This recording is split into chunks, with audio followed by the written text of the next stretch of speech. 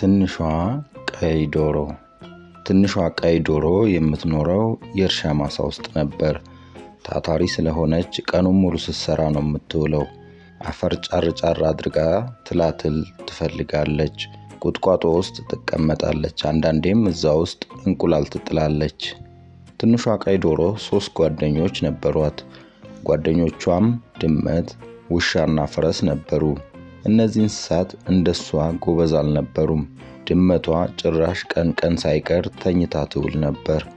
ውሻውም እንደ ድመቷ መጠለያ ውስጥ መተኛት ነበር የሚወደው።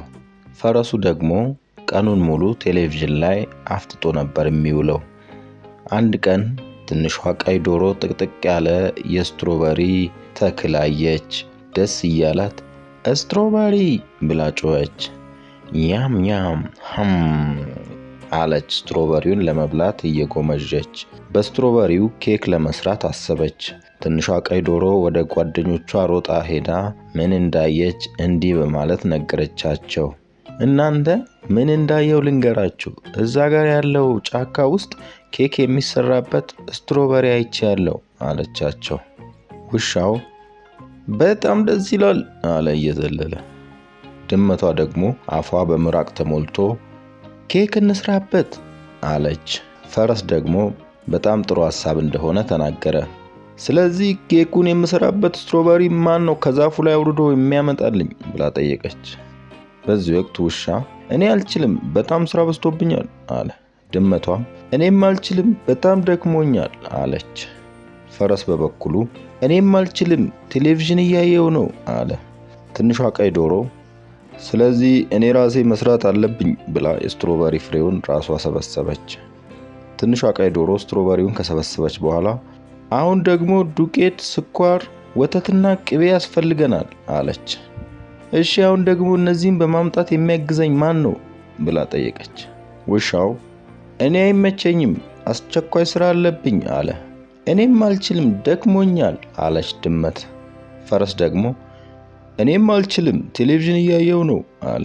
የሚረዳኝ ከሌለ አሁንም እኔው ራሴ መስራት ይኖርብኛል አለች ትንሿ ቀይ ዶሮ። ወደ ሱቅ ሄዳ ዱቄትና ስኳር ገዝታ መጣች። ቤት ውስጥ ያለው ፍሪጅ ከፍታ ወተትና ቅቤ አወጣች። ያዘጋጀቻቸው የኬክ መስሪያዎች ትልቅ ሳህን ውስጥ ጨመረቻቸው። እሺ አሁን ማን ነው የሚመታልኝ ብላ ጓደኞቿን ጠየቀቻቸው። ውሻው እኔ መስራት አልችልም፣ ሌላ አስቸኳይ ስራ አለብኝ አለ። ድመቷም እኔም አልችልም፣ ስለደከመኝ ማረፍ አለብኝ አለች። ፈረስ እኔም አልችልም፣ ቴሌቪዥን እያየው ነው አለ። ትንሿ ቀይ ዶሮ የሚያግዛት ስታጣ በቃ እኔ ራሴ እሰራዋለሁ ብላ መስራት ጀመረች። ሳህን ውስጥ ያዘጋጀችው በደንብ ስትመታው ለስላሳና ክሬም ያለው ሆነ። ከዛ ቀጥሎ ከስትሮበሪ ጋር ቀላቅላ ከጨረሰች በኋላ ኦቨን ውስጥ አስገባችው። የኦቨኑ ሰዓት መቁጠር ጀመረ። የኦቨኑ ሰዓት መቁጠሩን አቁሞ ቀጭ አለ። ከዛ ኪችን ውስጥ ደስ የሚል የምግብ ሽታ መሽተት ጀመረ። ውሻው፣ ድመቷና ፈረስ ወደ ኪችን ለመግባት ተሽቀዳደሙ።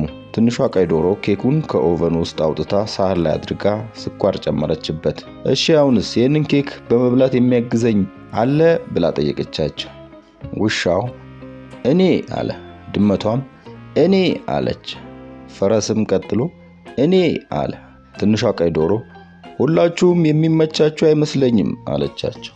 እኔ ኬኩን ስሰራ ስላላገዛችሁኝ ኬኩን ከኔ ጋር መብላት አትችሉም አለቻቸው። ከዛ ኬኩን ወደ ሌላ ቦታ ይዛ ሄዳ አንድም ሳታስተርፍ በላችሁ። ተረቴን መልሱ፣ አፌን በዳቦ አብሱ።